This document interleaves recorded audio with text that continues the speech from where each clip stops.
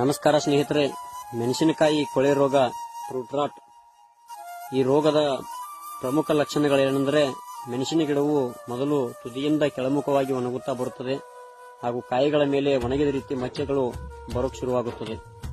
ಈ ಸಮಸ್ಯೆ ಕಂಡು ಬಂದಾಗ ಪ್ರಾಥಮಿಕ ಹಂತದಲ್ಲಿ ಸಿಜೆಂಟಾರ್ ಅವರ ಅಮಿಸ್ಟಾರ್ ಟಾಪ್ ಇದನ್ನು ಸಿಂಪಡಣೆ ಮಾಡುವುದರಿಂದ ಈ ರೋಗವನ್ನು ನಿಯಂತ್ರಣ ಮಾಡಿಕೊಳ್ಳಬಹುದು. ಈ ವರ್ಷ ಕಾಯಿ ಕೊಳೆ ರೋಗ ಜಾಸ್ತಿ ಕಂಡು ಬರ್ತಾ ಇರೋದ್ರಿಂದ ಅಡ್ವಾನ್ಸ್ ಸಿಂಪಡಣೆ ಮಾಡಿಕೊಳ್ಳೋದು ಬಹಳ ಉತ್ತಮ. ಹಚ್ಚಿಕೊಂಡ ಹುಡುಗಿದ ಮದುವೆಯಾದರ ಚುಚ್ಚಿದಂಗ ಆಗತೈತಿ. ಹಚ್ಚಿಕೊಂಡ ಹುಡುಗಿದ ಮದುವೆಯಾದರ ಚುಚ್ಚಿದಂಗ ಆಗತೈತಿ.